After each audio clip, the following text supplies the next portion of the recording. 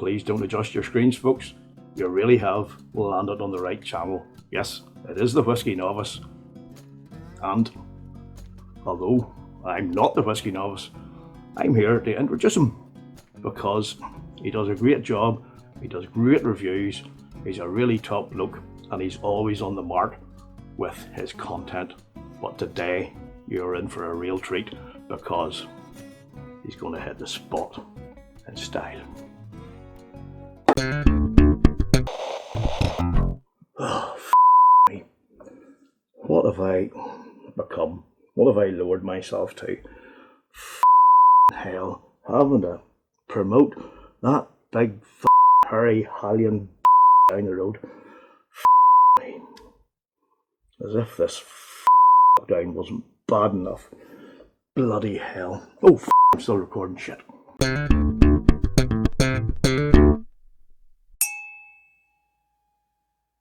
Hello and welcome to another whiskey review with me, the Whiskey Novice. It's good to be back, and thank you to Alan from Whiskey Straight Al there for that interesting, shall we say, introduction. We'll hear more from Alan later, including his special singing voice.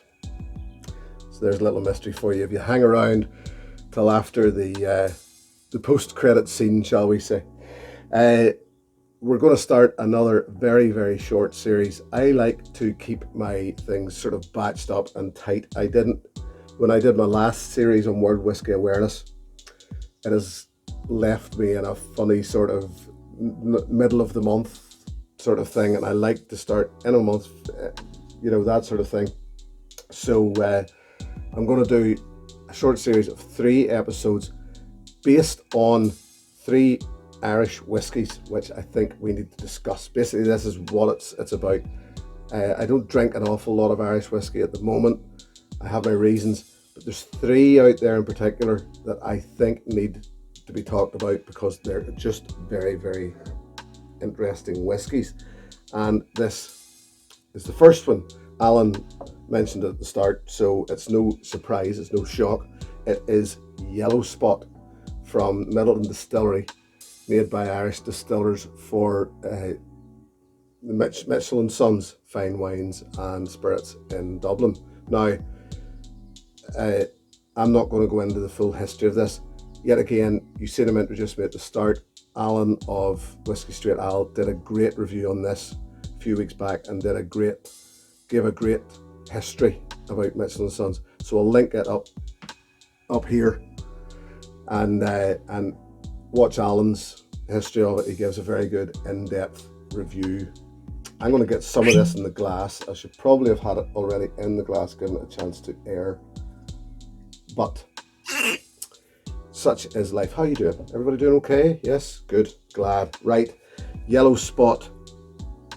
One of the spots. Of course, green spot, yellow spot, red spot, which was reintroduced fairly recently. This is matured in bourbon casks, sherry butts, and Malaga casks for a period of at least 12 years. It is bottled at 46%. It is non-chill filtered. Is there colour added? It doesn't say yes, it doesn't say no, so we assume yes. It's not a bad colour. It's a nice buttery golden colour. Like that matters really, to be honest with you. I'm going straight at it because it's just great stuff. This is pretty awesome stuff, and this is why I felt I needed to review this. This had to be one that I discussed. It's a very, very thick. The tears are just running thick down that glass. And you can almost, even on the nose, it smells thick, if that makes sense. There's just real, honey. It's the first thing, a nice, sweet honey, buttery soft caramel, fruit cake. I might add a little water to this. I'll try and see if I can get it to open a little further.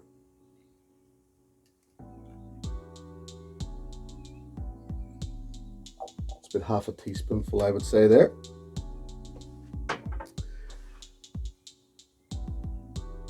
Yeah, all that, as I say, honey still the first thing that comes out, but a real rich honey, and as I say, buttery, sweet, but not over sweet. Digestive biscuit, and I would say there's even Horlicks at the back of it, which is a malt-based drink, a warm drink you would have. There is a very slight rubbery note underneath, not an off-putting rubbery note, but there's just something underneath there. And that water, what the water then pulls out is your fresh tropical fruit, I would say, because it's pineapple, apricot, and there is a sweetness in there. There is a vanilla in there, so there is as I said earlier, you had your biscuit and your Horlicks, so there are rich flavours going on in there.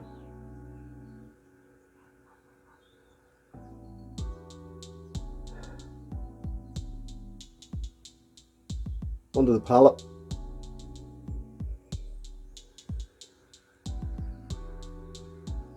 Soft, round. Seems to just go straight to the back of the palate and coats.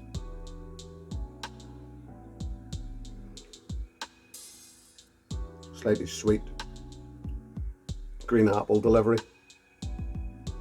You could put the word soft in front of every note that's in this whiskey. In no bad way. It just, everything's so soft and delicate, but not wishy-washy, not thin. It just likes to meander its way around. More soft caramel.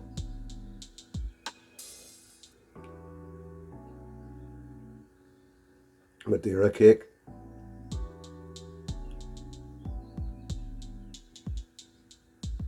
Slight. There is an oak spice there. It does grab you at the back of the palate, the back of the tongue, just before you get into your finish.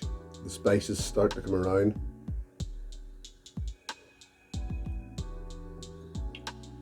And it actually reminds me a bit around the back of the palate of rum and raisin. And so creamy is it. It's like a rum and raisin ice cream almost. So you could say soft about this all day long.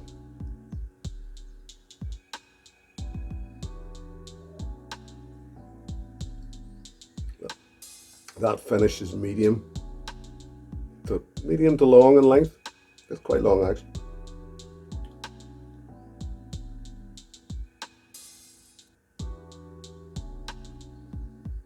Starts with a gentle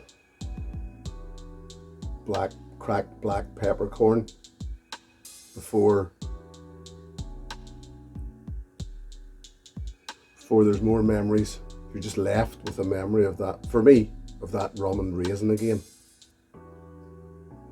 It's just strange because there's nothing. Now, that being said, it could be the Malaga influence in there, because you're looking at a single pot still whiskey, matured in those three different ways.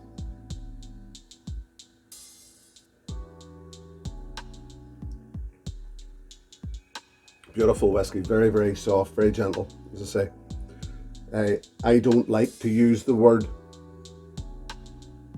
smooth, but you know, it is soft, gentle, you know, everything, just as I say, meanders slowly around. And what I'm actually going to do is, and I said before, I didn't want to get into comparing really, but if I'm not going to grade, I want to give you some sort of idea of what we're looking at. Now, if where you are, you find this whiskey hard to come by, well then, you're going to find this whiskey even harder to come by because it's a travel retail exclusive. But the reason why I've pulled this out I'm not finished there, but the reason why I've gone with this is it is now, okay, it's a blend, yes, but it's Midleton once again, and it is the same. Now this is not of the same length of maturation and whatnot, because you're guaranteed 12 years here, but it is also bourbon, sherry and Malaga. And this is something I haven't actually done off camera. I'm only doing this for the first time in front of you. So the reason why I've compared here, first of all, I'm going to come in and compare something else. There's that honey rich. Just trying to keep my palate cleansed here for this.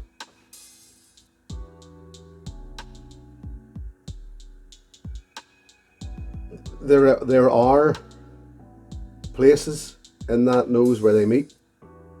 There's a mustier, older, fusty note with this, which, considering it's probably a younger whiskey, is probably just something to do with maybe something to do with cask influence and quality of cask.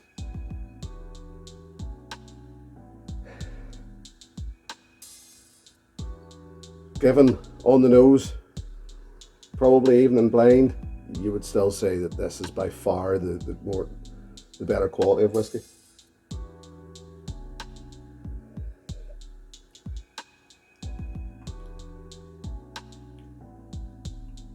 Some slight orange notes coming through on that now.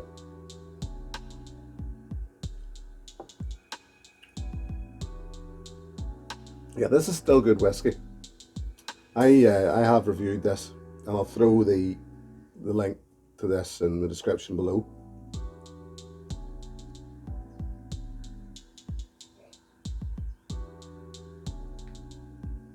Still good stuff.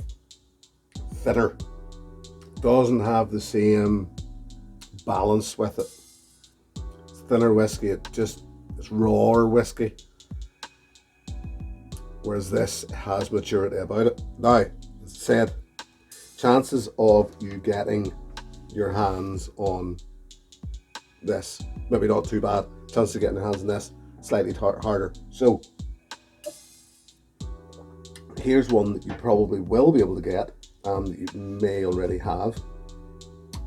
Yet again, 12 years old, Midleton Distillery. So, although you haven't got your Malaga influence, you haven't got your, well, there's influences at play. Just a tiny drop of this, just to see, just to give you an idea of a comparison, roughly. I'm not going to say that there'll be any comparison, I don't know, but you're looking at the same distillery for both. You're looking at the same length of maturation for both. They're both single pot stills, so there are comparisons. Triple distilled. And if I'm honest, initially, yes, there's things missing in the redbreast that you would say obviously are here because you've introduced your Malaga.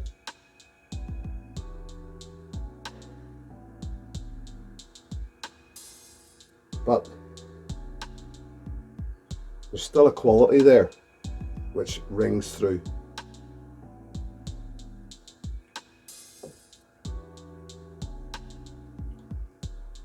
Depth, warmth, nice coating.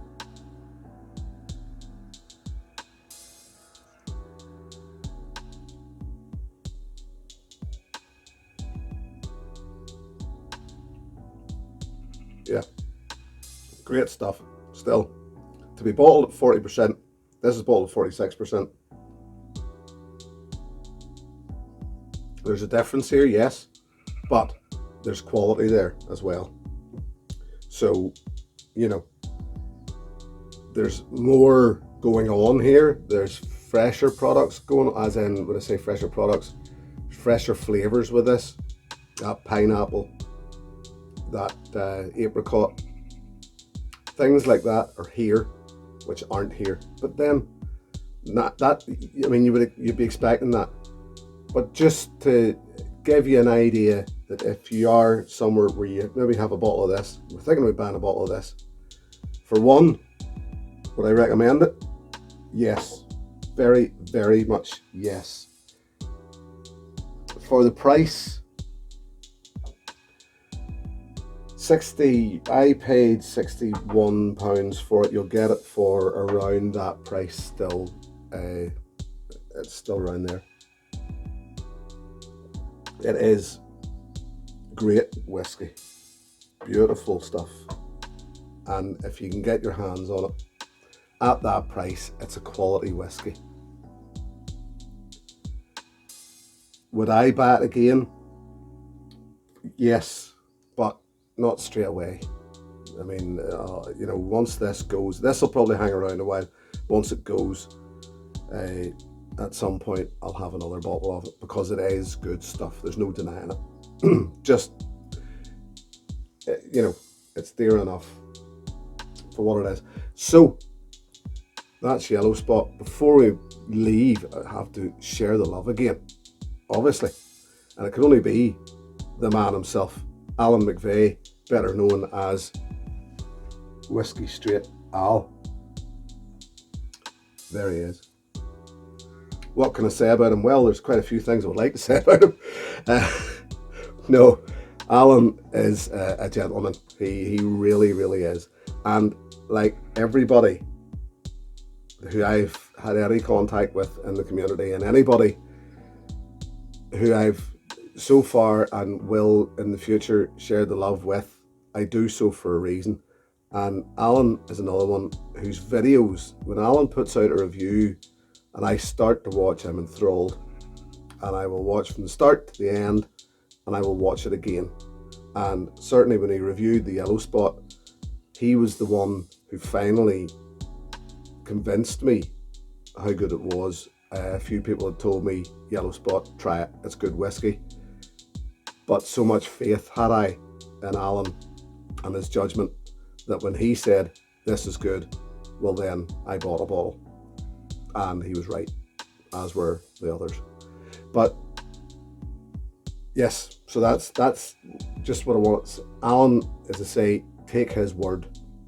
And what I like is, like a lot of other reviewers and a lot of other people that share the love with, he doesn't stick to any specific style. He doesn't stick to any specific country. He'll bounce around. He'll try whiskies from elsewhere, and he'll give anything a go where whiskey's concerned. And I like that, So certainly, definitely, if you get the chance, please go and check out Alan's. He's there on Twitter, Facebook, Instagram. He's on all the usuals, but his video reviews on YouTube are spot on. See what I did there? So I'm going to call that a wrap for this one, part one of this 3-part series, and say again a massive thank you to my Patreon supporters, old and new. It is very, very, very much appreciated what they bring to the fore. I've already been fit to use their funds to boost and make things with this channel and etc. look a little more polished, a little more professional, and that's the idea for me. And I really, really appreciate what they're doing. Everyone out there, thank you very much for being here. I appreciate your support. I appreciate you watching my videos. I will be back as always, but until then, and please hang around until the very end, I will see you next time. Here's to your good health. Cheers. Hey, thanks for watching my video. Please click and subscribe to be notified of further content. Look at that. The Whiskey Novice. Even looks good on a logo. New reviews every Wednesday. Oh, Wednesdays are just great. I love you, Jimbo, I do. I love you, Jimbo, I do. I love you, Jimbo, I do. Oh, Jimbo, I love you. Woo! Bring it on, big lad. really do love the big ballocks.